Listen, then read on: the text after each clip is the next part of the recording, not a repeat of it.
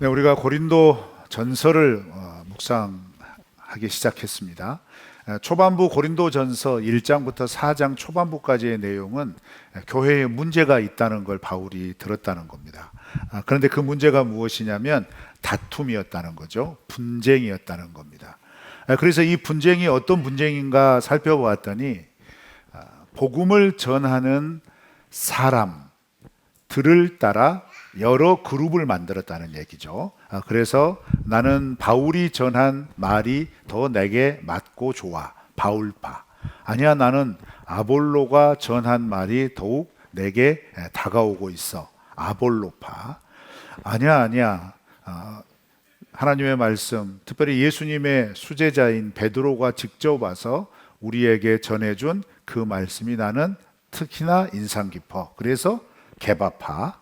그런데 이 범주에 속하지 않은 사람은 나는 어떤 사람의 말보다 우리 그리스도 예수의 말씀이 더 좋아, 예수의 본질적인 말씀을 따라가야지 하면서 그리스도파, 이렇게 각각의 여러 그룹으로 고린도 교회 안에 그룹들이 만들어졌다는 얘기입니다. 문제는 이 그룹들이 분쟁했다는 겁니다. 우리가 더 유익하고 우리가 더 확실하며 우리가 더 영향력이 있어, 이렇게 서로 충돌되고 있었다는 얘기죠. 근데 여기에 대하여 바울이 여러 가지 그 권면을 합니다. 그 권면을 하는 내용의 전체적인 흐름은 그거예요. 먼저 짚어주는 게 뭐냐면, 왜 교회 안에 각각의 사람들이 와서 하나님의 말씀과 예수님의 복음을 증거했는데 그들이 공통적으로 증거한 예수 그리스도의 십자가의 복음이나 하나님의 말씀에 집중하지 않고 전하는 사람에게 집중하느냐, 이게 먼저 문제점을 짚어준 첫 번째입니다. 즉, 전한 복음보다 복음을 전한 사람에게 집중하기 시작했다는 거예요. 이게 교회의 분쟁이 일어나는 출발점이었다는 것이죠. 그래서 바울이 강조합니다. 우리가 너희에게 전해준 십자가의 복음은 지금 우리가 살고 있는 이 세상에서 흔히들 추구하고 탐구하는 철학과는 다른 거다. 이 세상의 철학은 사람의 마음과 사람의 이성과 이제껏 쌓여진 지식을 어우러서 사람들에게 감동을 주고 희노애락을 선사를 해주는 거죠.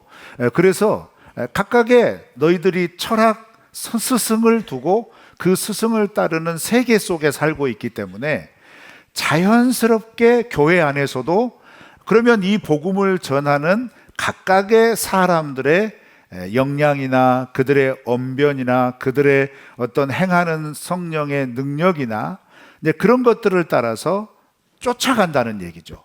그런데 기억해야 될 것은 하나님의 복음을 전하는 사람들은 하나님의 복음을 전하는 역할을 하는 것이지 그들이 주인 되지 않는다는 거예요. 그들이 교회의 어떤 중심 되지 않는다는 거예요. 그 가장 기본적인 어떤 그 바탕을 다시 한번 되새겨 줍니다. 그러면서 바울이 전한 예수 그리스도의 복음은 어떤 복음이냐? 결코 화려한 말로 포장한 복음이 아니었다라고 얘기합니다. 사람들의 귀에 번쩍 들리고 마음이 열어져서 들을 만한, 지금 내 구미에 맞는 그런 말로 포장을 해서 이 복음을 전하지 않았다는 거예요. 바울은 오직 십자가에 달리신 예수 그리스도의 죽음과 부활만 단순하고 담백하게 전했다는 거예요. 그런데 당시 십자가의 형벌은 우리가 잘 아는 것처럼 모든 사람들이 혐오하는 형벌입니다. 어떻게 그 흉악범이 달리는 십자가에 예수가 달릴 수 있느냐? 그러니까 그 십자가에 달린 예수의 죽음과 부활이 우리에게 어떤 역할이, 어떤 효능과 어떤 결과로 나타나는가라고 하였을 때 대부분의 사람들은 십자가에 달렸다라는 것만으로도 배척을 한다 이 말이에요. 그가 얼마나 이 체제와 이 세상의 구조에 저항했길래 십자가에 달려 죽었겠느냐? 자기 지식으로 이해한다는 거죠. 그런데 고린도서 초반부에서는 특별히 1장과 2장의 전체적인 흐름에서 바울이 무엇을 탁 짚어주냐면, 그러니까 십자가의 도, 이 예수 그리스도의 복음은 철학적인 이야기가 아니라는 거예요. 오직 성령의 은혜와 역사로 깨달아지는 말씀이라는 거죠. 믿으십니까? 그래서 여러분, 이건 우리에게 어떻게 직접적으로 우리도 경험을 했냐면, 우리가 예수님 처음 믿을 때 예수님의 십자가 이야기 듣고 그 예수님이 나의 구원자로, 나의 구세주로 받아들이는 그 과정에 있어서 사실 이건 이성적이고 합리적이고 우리가 이제껏 살아오면서 경험했던 학습적인 지식으로 이해되고 용납되어서 내가 그럼 받아들일 만해, 이렇게 해서 받아들인 게 아니라는 거예요. 희한하게 믿어졌다 이 말이에요. 그게 성령의 은혜와 성령의 능력이라는 얘기죠. 그 십자가의 복음이 그렇게 너희들에게 들어간 것 아니냐라는 거죠. 그런데 이렇게 반문하면서 이렇게 짚어주는 중요한 배경은 무엇이냐면, 이 고린도 교회 성도들이 그 십자가의 복음을 받아들여서 하나님의 자녀, 하나님의 백성이 되어 하나님의 말씀대로 살아가기를 결심하였지만, 아쉽게도 그렇게 살아가는 삶의 열매는 어떻게 나타난다는 거예요?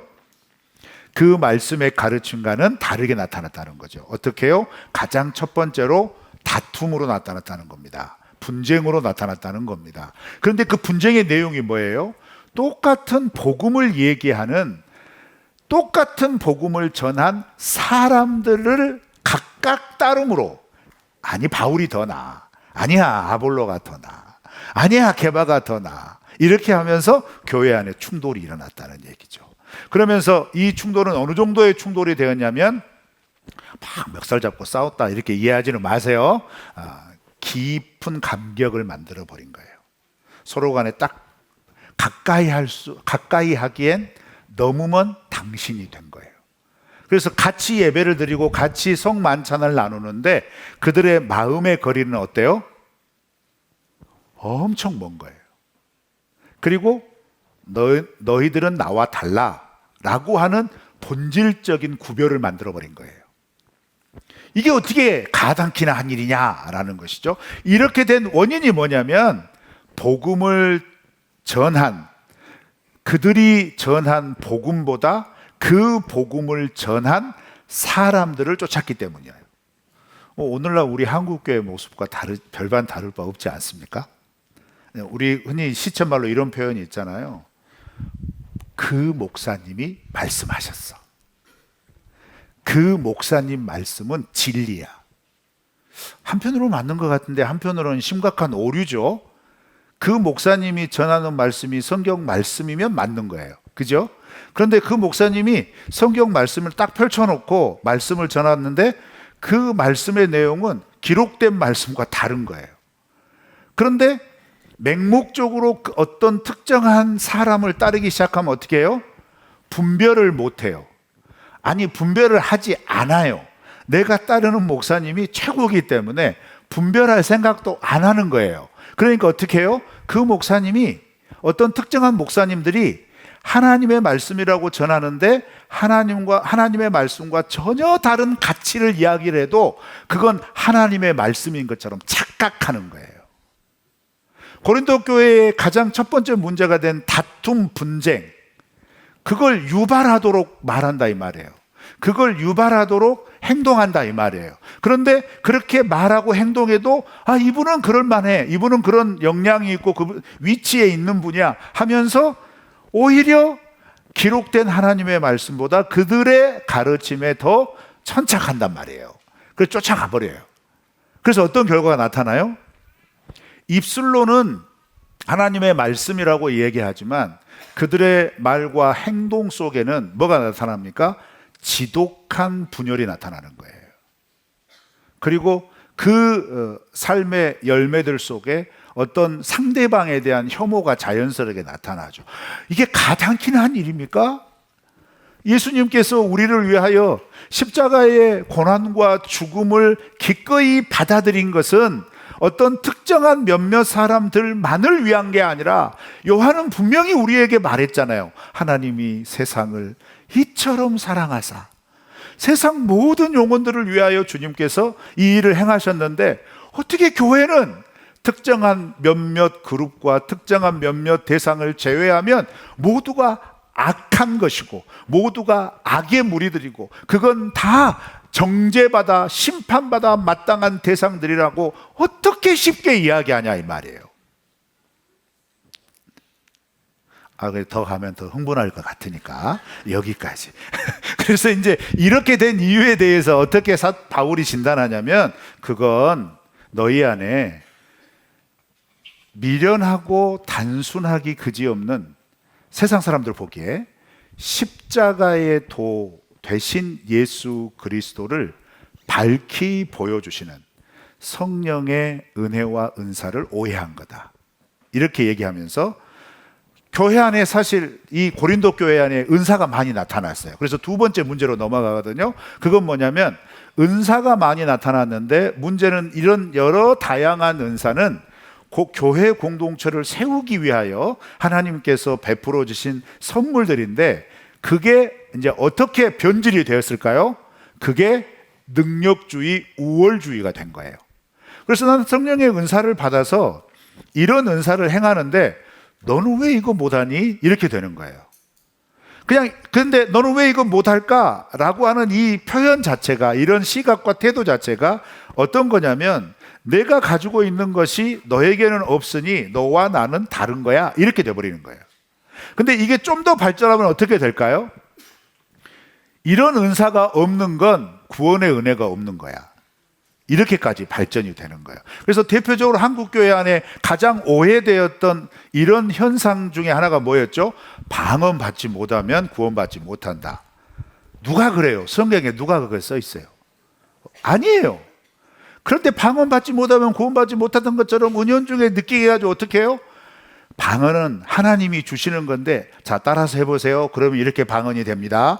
그러면서 혀를 약간 힘을 푸시고 따라 해보시는 겁니다. 자유스럽게 좀 맡겨두세요. 소리의 음에 따라서. 그러면서 아다다다다 하는 거죠. 그러면서 성령 받았다, 은혜 받았다, 방언 받았다. 근데 그 말을 많은 성도님들이 아멘 한단 말이에요. 아멘, 아멘. 그렇게 자기가 그렇게 자기가 막 이렇게 해놓고 나서 나 방언 받았다 하면서 엄청 감격해요. 이게 왜 이런 일이 현상이 벌어질까요?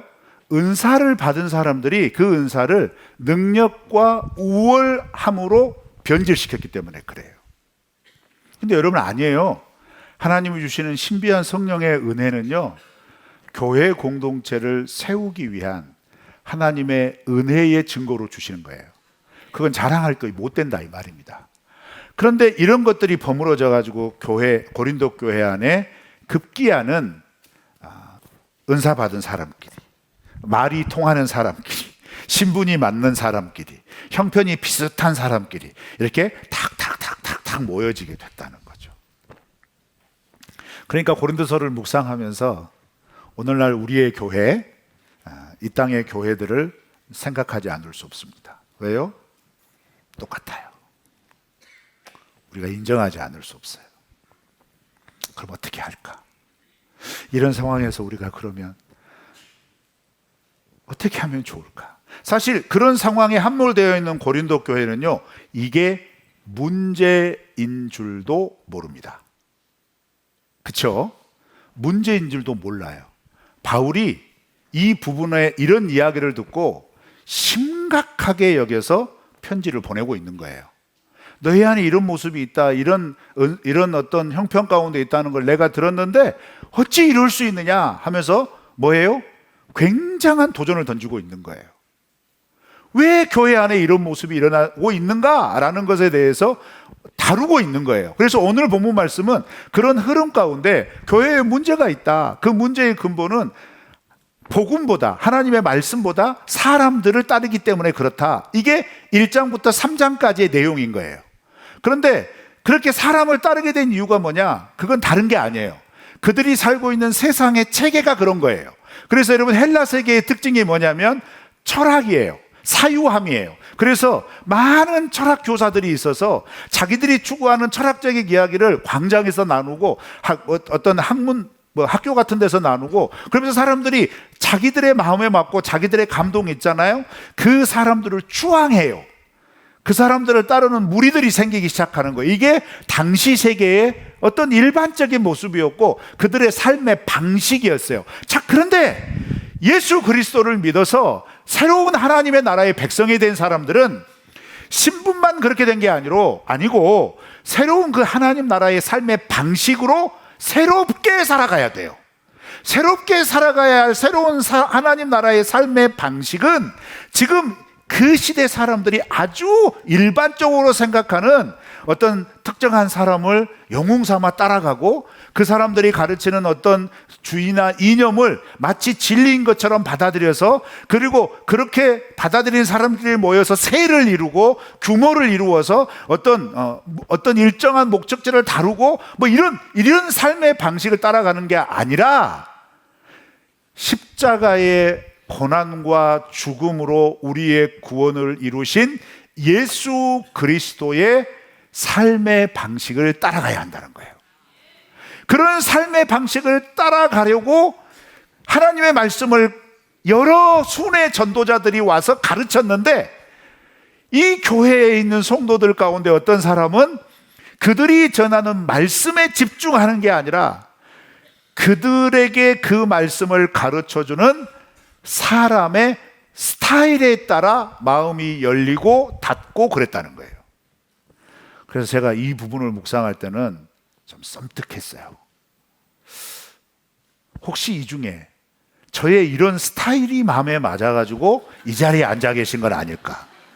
여러분, 그러지 마세요. 제 스타일에 맞아서 이게 계시잖아요. 얼마 못 갑니다. 여러분이 만족했던 그 스타일이 어느 날 한계가 보이기 시작할 거예요.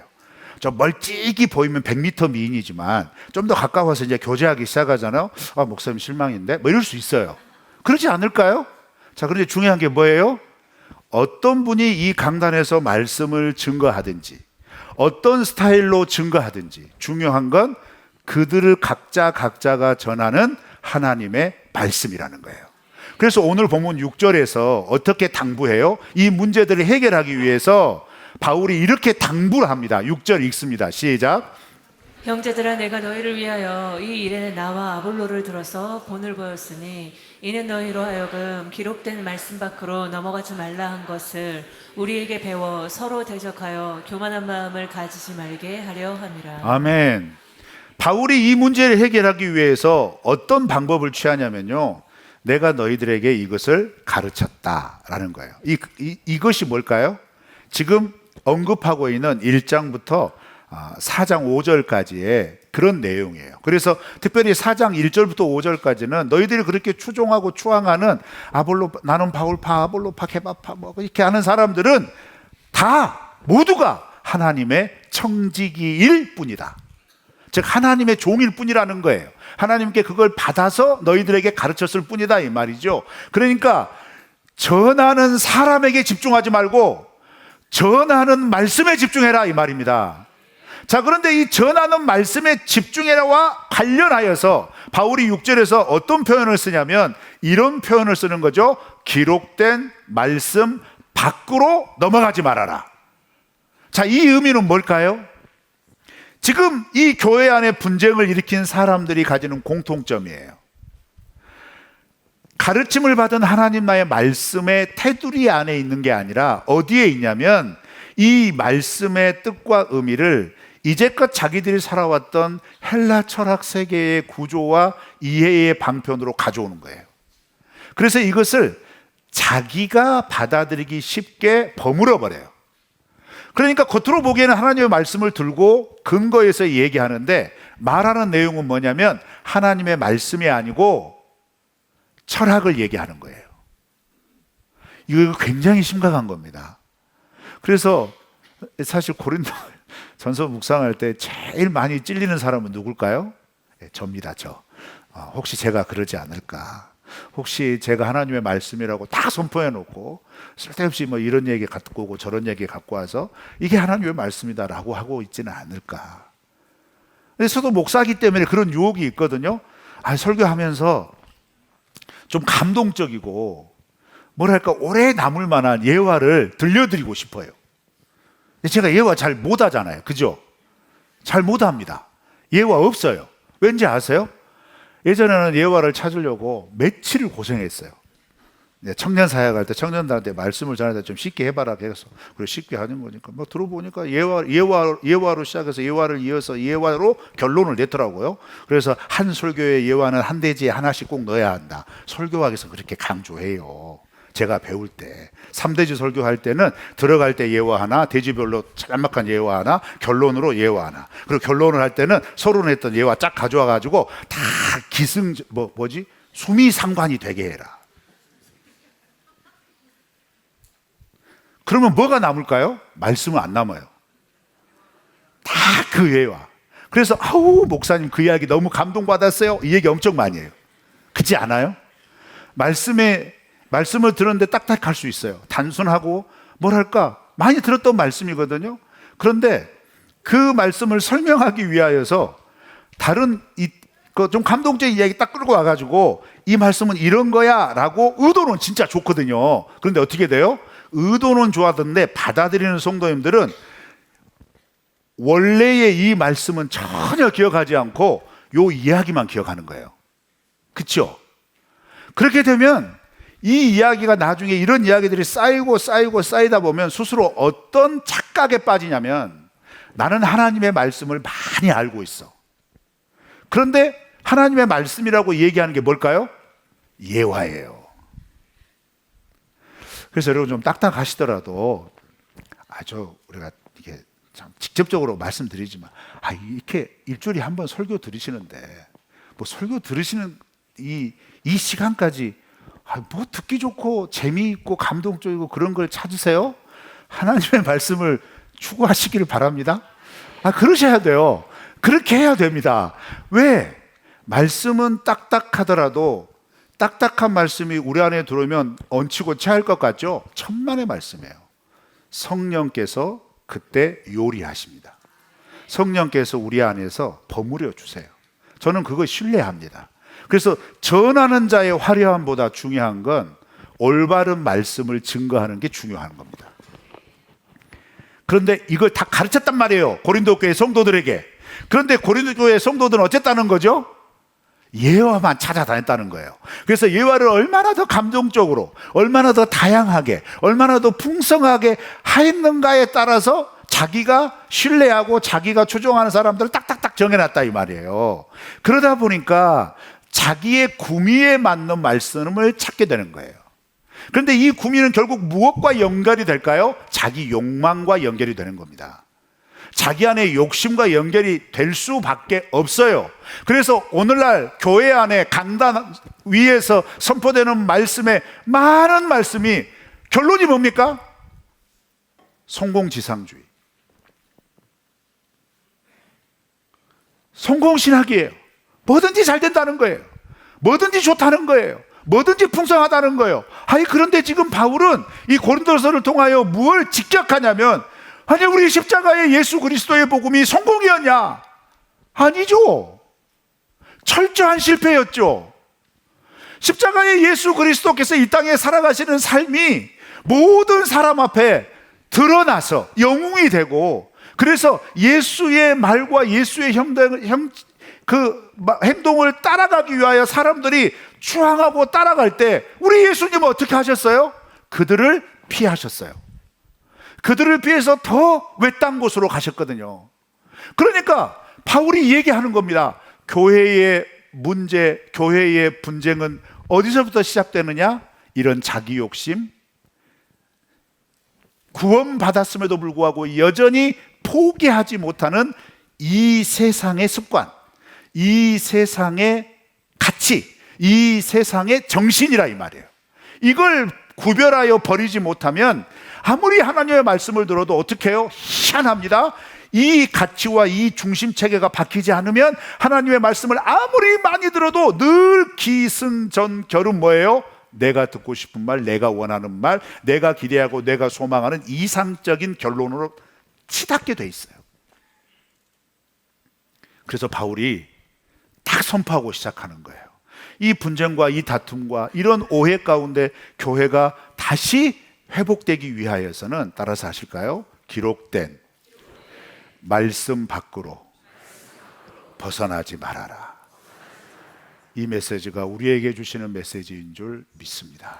사랑하는 성도 여러분, 우리는 하나님의 백성입니다. 그렇죠? 하나님의 백성은 누구의 말을 따를까요? 하나님의 말씀을 따릅니다. 하나님의 말씀을 따르려면 어떻게 할까요? 그 말씀 안에 거해야 합니다. 그런데 여기에서 중요한 충돌이 일어나죠. 구원받아 이 세상으로부터 하나님의 자녀된 자리로 옮겨졌어요.